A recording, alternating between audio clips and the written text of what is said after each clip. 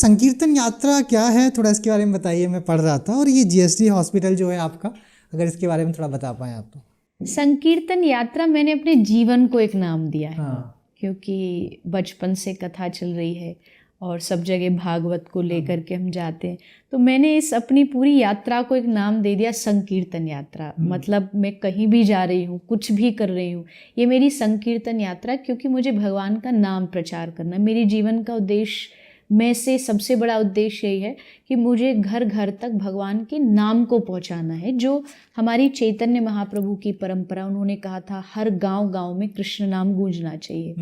तो इसलिए भागवत को ही मैंने संकीर्तन यात्रा नाम दिया है। दूसरा जो जीएसडी हॉस्पिटल है, गौ सेवा धाम हॉस्पिटल, ये क्योंकि जब कथा करते हैं कुछ लोग पैसा भी देते हैं, दक्षिणा भी देते हैं, तो फिर मन में आया कि इस पैसे को, किसी का दिया पैसा, उसको कुछ अच्छे काम में लगाना चाहिए। तो फिर मन में आया गौ माता की सेवा कर लेते हैं। पर गौशाला तो ब्रज में बहुत है, तुम एक नहीं खोल लोगे तो क्या हो जाएगा, 200 200 500 गाय रख लोगे।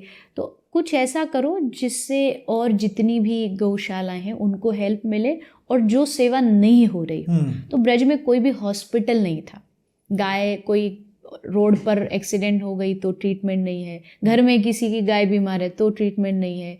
तो हमने फिर ये गौ माता के लिए एक हॉस्पिटल खोला जहाँ पूरी सुविधा युक्त गायों का ट्रीटमेंट हो।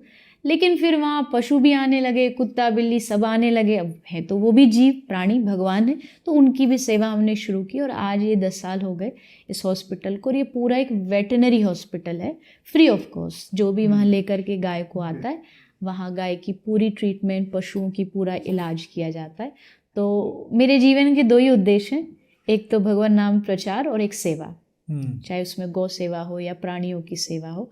तो क्योंकि ये 2 ही हैं, भजन और सेवा, 2 चीज़ आदमी करेगा तो इस जन्म में भी कल्याण है, और वो जो अगला कहते हैं कि एक पारलौकिक है, कोई लोक है, तो उसमें भी ये 2 चीज़ें हेल्प करती हैं। तो ये दोनों मेरे जीवन के उद्देश्य हैं। बिल्कुल।